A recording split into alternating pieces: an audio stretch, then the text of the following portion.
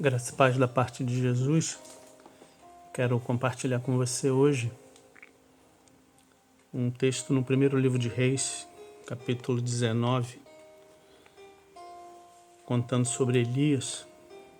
E diz o texto que, temendo Elias, levantou-se e para salvar sua vida se foi e chegou a Berseba, que pertence a Judá, e ali deixou seu moço.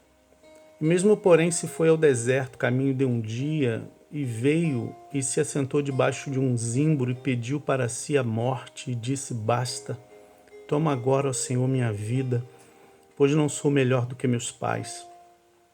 Deitou-se e dormiu debaixo do zimbro, e eis que um anjo o tocou e lhe disse: Levanta-te e come.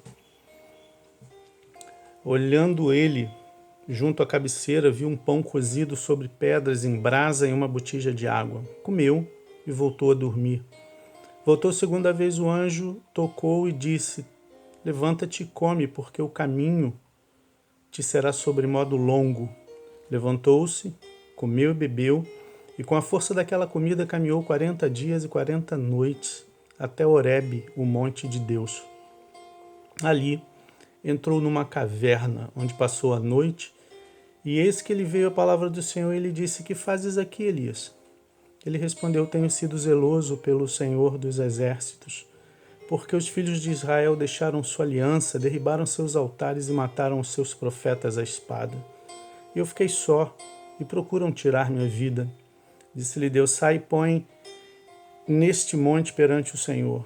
E eis que passava o Senhor em um grande e forte vento, fendia os montes e despedaçava as penhas diante do Senhor. Porém o Senhor não estava no vento.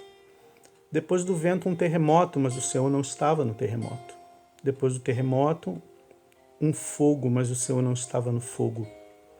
E depois do fogo um ciclo tranquilo e suave. Ouvindo Elias, envolveu o rosto no seu manto, e saindo pôs-se à entrada da caverna. Eis que lhe veio uma voz e lhe disse: Que fazes aqui, Elias? Ele respondeu: Tenho sido zeloso em extremo, Deus dos exércitos, porque os filhos de Israel deixaram sua aliança, derribaram seus altares, mataram seus profetas à espada, e eu fiquei só e procuram tirar minha vida. Disse o Senhor: Vai e volta ao teu caminho. Bem, amados, se eu pudesse dar um título a essa mensagem, eu daria A Trajetória do Medo. Elias está fugindo de Jezabel e logo antes, pouquinho antes, Deus havia mostrado seu poder através da vitória que dera a ele vencendo os 450 profetas de Baal. Eu queria tirar algumas lições para você nesses dias onde nós estamos com medo, onde andamos fugindo. Eu digo que quando preciso ir à rua, vou com medo. E algumas lições são importantes aqui para a gente meditar.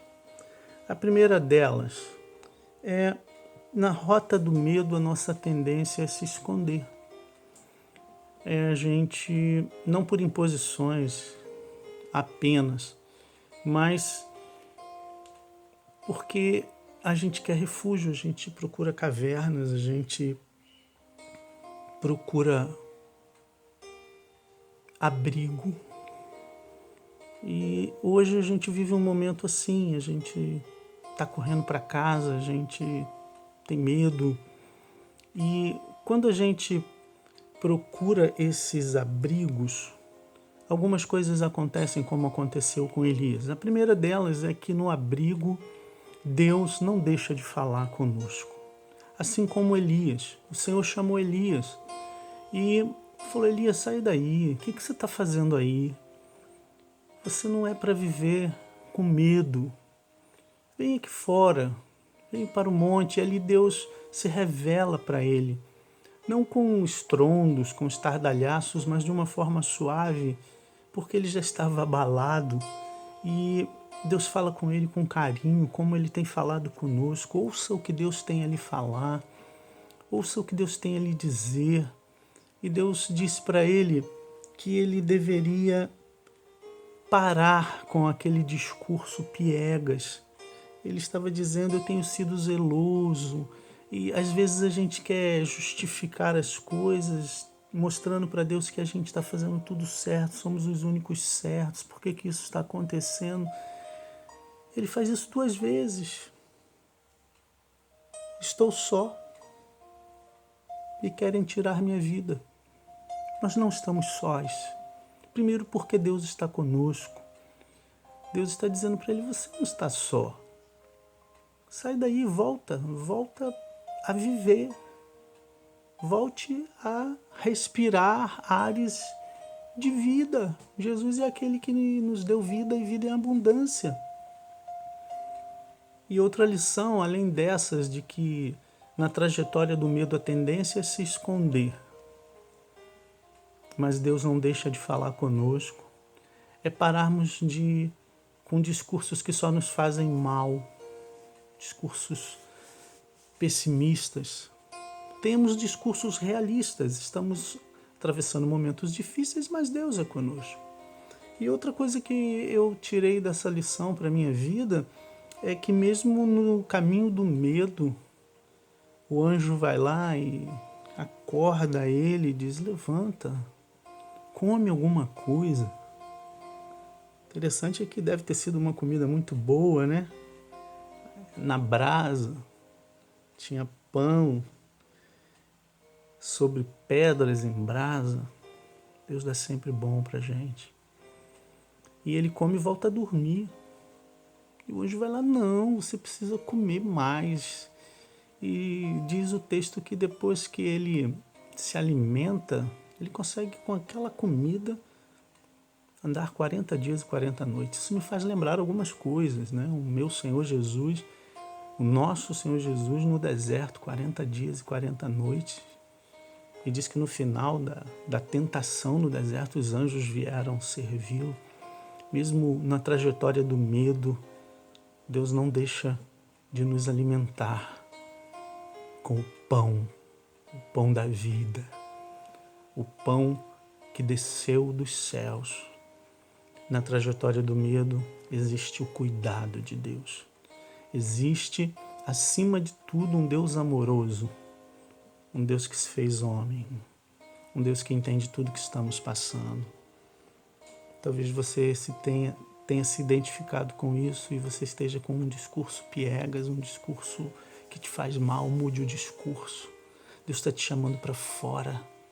Deus está te chamando para ouvi-lo e para que você volte à vida, para que você volte a viver, para que você entenda que aí, dentro dessa caverna que nós hoje, nesse momento de pandemia, estamos vivendo, Deus está lá suprindo, está lá acordando a gente: levanta, viva,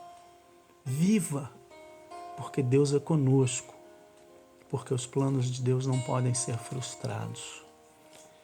Que esse texto possa ter falado a você como falou a mim, e que você aceite o convite de Deus de voltar a viver. Ele nos deu vida, e vida em abundância.